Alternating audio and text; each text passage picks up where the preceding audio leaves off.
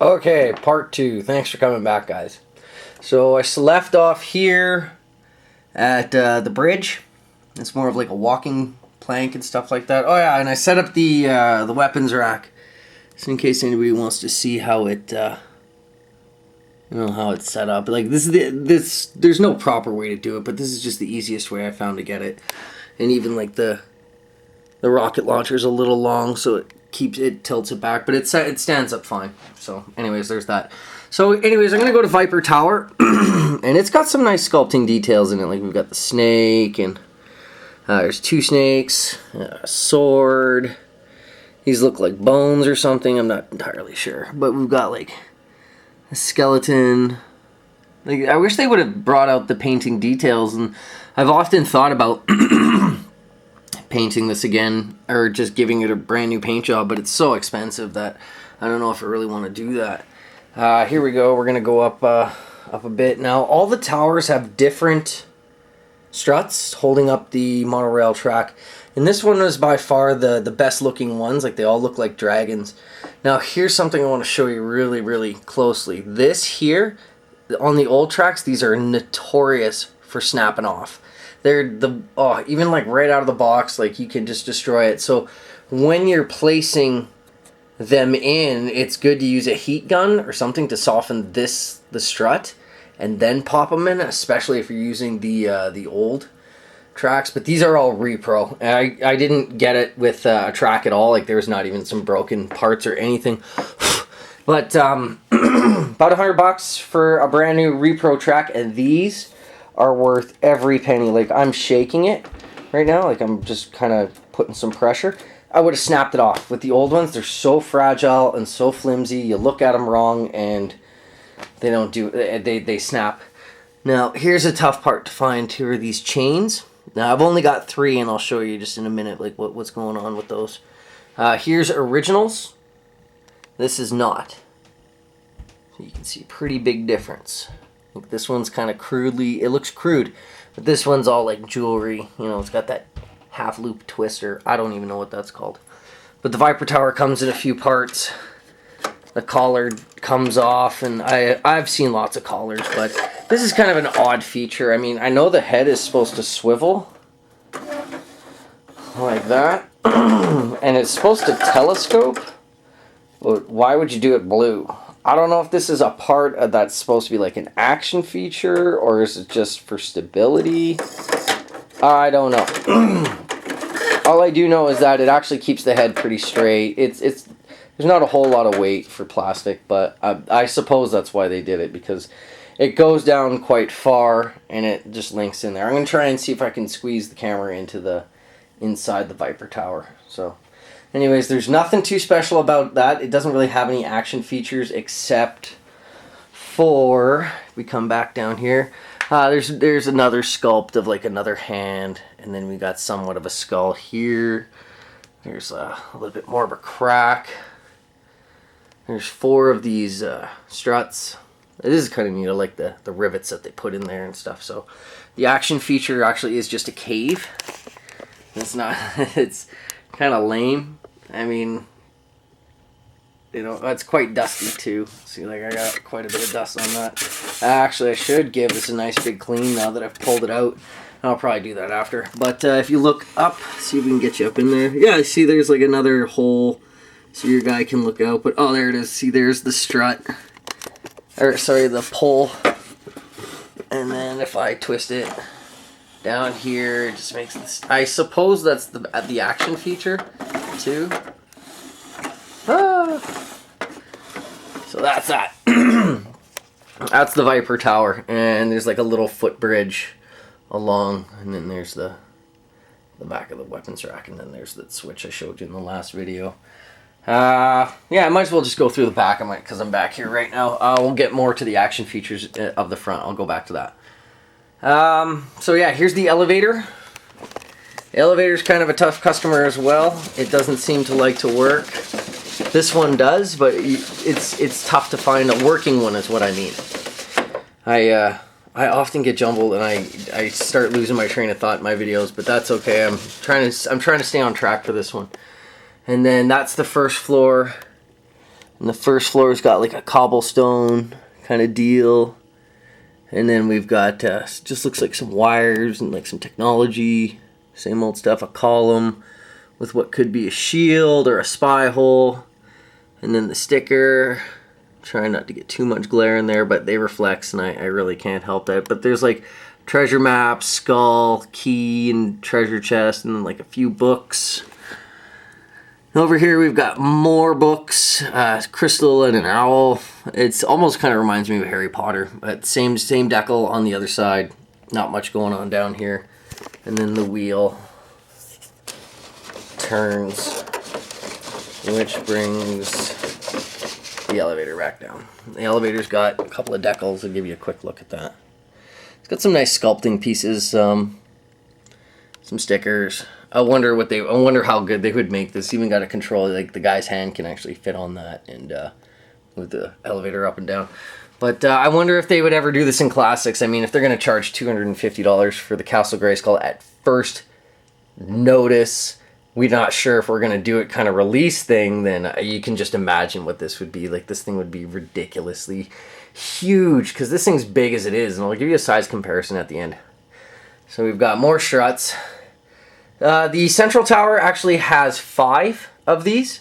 One for back here, which attaches to the elevator. And I'll give you a look at the sticker.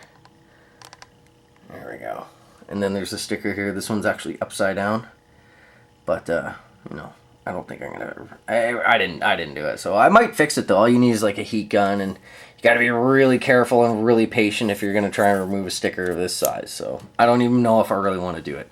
I might as well just let it be. And then moving down to the back here, we've got kind of a tunnel where you can like stash your weapons, like, or as like a hiding spot or something. And then there's another footbridge. More sculpting. For some reason, this thing, like when the monorail and everything is together, this separates. It could be my set, or it could be someone else's, but they do. Like, it's not exactly the most snugly fitting piece of craftsmanship I've ever seen. And I've tried the the originals, and it did the same thing. Sorry, no, I didn't try the repros. I didn't try them on. What I did is I measured them to this. I'm sorry. But, yeah, and they all seemed like they were exactly the same size. I mean, you know, whatever. And then we've got the struts coming from the Grayskull tower. And there's like a little sculpting wood in there and some rivets. And connects again to the thing. So, and on the other side here is a staircase, but it is like super thin. Like, the guys are gonna. Where's my He-Man? There he is. I'm gonna grab him just to give you an example. So, like, let's say if the man here wants to like climb a step, he's like standing like, you know, he's got to like inch up the back of it. So, you know, like the size comparison and stuff. Like, it's good for, you know, using the imagination and things, but you know, it's you know, it's not built to scale. Like, much like Snake Mountain was. Like, Snake Mountain had, like, it was not built to scale at all. So, hopefully I bet you they will do another Snake Mountain for the classics, but, and Grayskull but they won't do, yeah, and Grayskull Tower is pretty basic itself. It's just a tower, but it's actually got a couple of action features.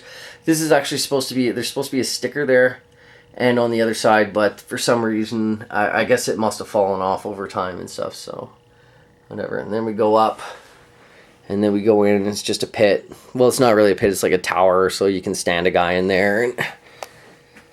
And then, you know, so we go up the walkway, and this is an attachable piece. It comes off.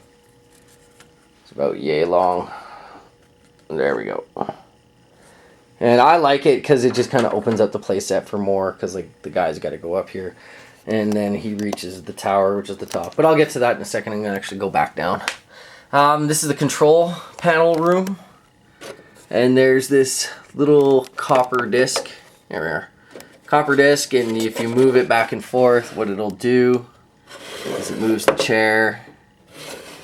in and out. Here, I'm trying to get a good picture. It's really hard to... There we go. You put He-Man in there. Like, meow. I don't even know how he fits. I've never really tried to fit a guy in there. But anyways, I guess if you pushed him down and stuff, got him a little bit more snug, and you can ride the chair, check the computer, save with Skeletor's forces are up to... like I said, this thing's really hard to light. And there is a piece, I'll show you right now where I'm missing. There's a rod that comes up from that hole. There we go. Comes up from that hole. And this is just the room for it and stuff. But what it does is it clamps onto this little tab here. And basically opens and closes the jaw. That's an inside feature. And we'll show you the outside feature. And then we go up to the third floor. There's there's 4 levels to this thing. To the central tower. And then inside we've got a couple of decals where it's... looks like some writing. Another symbol. A couple of decals on the connectors which hold on the struts for the... and I threw a couple of Grayskull cutouts in here. I did some repro ones. And just threw them in there just because I thought it'd be kind of cool. You know, because it was kind of a plain top, and they fit so nicely in there. I was just like, what the hell, you know? Let's give the space jockey another space, or another place. And then we're up to the 4th level, and I will get to the cannon in a second. Just want to show you the decals in the top. And then we've got the 3 flags. The flags are 2-sided. Oh, right. Here, this is the actual, this is another weapon. This is the only, there's only a gold, copper-like one. And it is the last weapon that actually belongs to the weapon pack. But the Eternia comes with these four of these clips. 3 hold the flags. 1 holds the dart launcher. But I've also seen people buy extras and put it there and then add that slingshotty thing. But I'm going to show you something actually that's quite an important piece, and it's quite sought after. The laser cannon itself, like the base... The base was actually supposed to hold the Blaster Hawk, but it doesn't hold mine, so whatever. Oh, and in the UK, this is gray. This one was actually gray, and the lion's eyes are blue. So here we go. We've got the... let's see. Yeah, there we go. Decals on the chair. But it's this thing right here. This little windshield can run you $100 easily. It's not the most expensive, but it is definitely one of the most difficult pieces to find. And I didn't even know I had it when I got this playset, because the guy gave me a bag of weapons, and it had a couple of clear pieces in there, and I just didn't know what it was because I had never played with an Eternia as a kid. But you do your homework, and then I found out what it was and exactly how hard it was to find. So I was super happy when I found out what it was, and really glad that I didn't use it for a custom or break it for some stupid reason, you know, because it's the toughest part to find. At least that's from what I've read and people are looking for, other than the motor, that jaw piece I told you I'm missing, and I believe the chains, original ones, they're really tough to find. So not too many decals. I'll just show you. There's a couple on the side, nothing special really. It's pretty standard. So the flags actually have 2 sides, like the Grayskull was. We have the light and the dark kind of deal. Whoop. Bump it on the glass there. It's on a glass platform because it's so big it won't even fit on the shelf. There we go. We've got the Phoenix. Got a red, and then we got the black one again. And then we've got the pterodactyl, and then if we go on the other side, it's like a good pterodactyl, and... a little bit cheesy there. But the flags themselves too, they're tough to find. These ones have no rips. They're perfect intact except for maybe a couple of creases and some age. But there's no cracking, no rips, no tears. The only thing is that they're really not sticky anymore. And I'm fine with that because it actually gives me the opportunity to kind of move them around and bring them up at half mast, and just for display purposes, of course. And here we go. So that's the front. Oh yeah, there's a ladder, and it looks like it was just on the box like that. So I never find a good place for this ladder. I don't really like it because it's too short. And I mean, where else are you gonna put it? You can't really climb up anything. So there's that. Now going back to Grayskull Tower, because I've basically covered all of Viper Tower. There's nothing really special about it other than what I'd shown you. Except for this action feature right here. This is actually a bit of a trap. So the monorail, like, comes down, and what it does is it hits this ball here. There's only one of them, and it's attached. Whoop, do that again, and it's attached by a chain as well, the same kind of chain. And you just kind of rest it on this little clip. And only one of those little silver clips is all you need for the set. Like, the arms are all the same, but the clip is the only thing that you put in there, and it's not too hard to find either. But anyways, monorail comes around, knocks off the boulder, and then it shuts.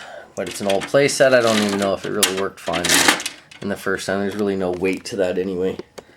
There's the dungeon bridge. So you can trap a guy in there. And there's not really much going on in here, except it just goes up. Let's see if I can fit you in there. Trying, but it doesn't seem to want to let me go all the way in. Yeah, unless I like, nah, I don't want to do it because I just don't want to break it because it's tough to find this thing. Oh yeah, another thing is like if the monorail goes around, it hits one of the things, and this thing actually makes it swivel, and then it drops open the bottom as well, and then you can ambush guys and stuff. So that is pretty much it for the Eternia playset. Like I said, the inventory is, if you want to build one of these, good luck, have fun, and it's a treasure hunt. I'll tell you that straight up right now. Because when I got it, I had the main towers, most of the struts. I had to replace the drawbridge, the monorail track, the motor. I had to get the weapon rack, and I had to get, I think that was pretty much it. Yeah, I found I had to get the 3 vehicles, that's for sure. I definitely had to get the 3 vehicles. I didn't have to find any gargoyles. I didn't have to find much of anything at all, actually. It was all just, yeah, this swivel's open, right? Just to give you an idea of what it's supposed to do. And what else did I have to buy for this? I think that was pretty much it. Oh, the elevator and the elevator stand itself. And altogether, I'm going to tell you, it ran me probably about $450 because where did I have to buy it? Well, where do you have to get anything? That's hard to find. You have to go on eBay. I'm not ashamed to admit it, but it is a beautiful piece. And like I said, it's only missing one part. Now, if you want to see a size comparison, I'll just see if, you know what? I think I have a tape measure in here. No, I don't. No, I don't. But, yeah, okay, we'll use a He-Man. Everybody knows what a He-Man looks like. So, there you go. He's not even tall enough to reach the top of the gargoyle. And if you want to do a size comparison, let's see if this works.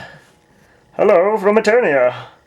Nah, can't really tell, but let me put it this way, man. Like, this is a big set. It stands at least 2.5 feet tall. It's got to be at least 3 or 4 feet wide, and it's got to be at least 2 or 3 feet deep, like going this way. And it's a huge set, unless you have like a room, you know, where you can like have toys like crazy everywhere. I don't think you're really going to find much of a spot for this unless you just like set up the central tower and the 2 towers, no monorail. Seen people do that. So thank you for watching. It has been a lot of fun to do this, and if you have any questions, email and send a question to my inbox. I like to fancy myself a He-Man expert, except for one guy. Actually, I met him and he did a variation video, and he did 5 or 6 variations I didn't even know about. Like Spikor has 3 or 4 spikes on his top. Yeah, God, there was just a bunch, like different color variations mostly. But yeah, if you have any questions, I can probably answer you, and I don't have no problem, like, you know, helping out fellow collectors and stuff. I mean, like, we all gotta kind of stick together for our love. So okay, guys, thanks again, and hopefully we'll be doing another video sometime soon. I just did a custom. Yeah, I did. I finished them off. It was a little while ago, and I'm not sure if I've done a video. No, I didn't. It was, you've seen my battle armor faker and stuff, but this time I did a battle damaged faker. So that'll probably be up within a couple of days because I'm on a kind of a video kick right now. So thank you once again for watching. Keep collecting and keep watching my video, guys. Take care.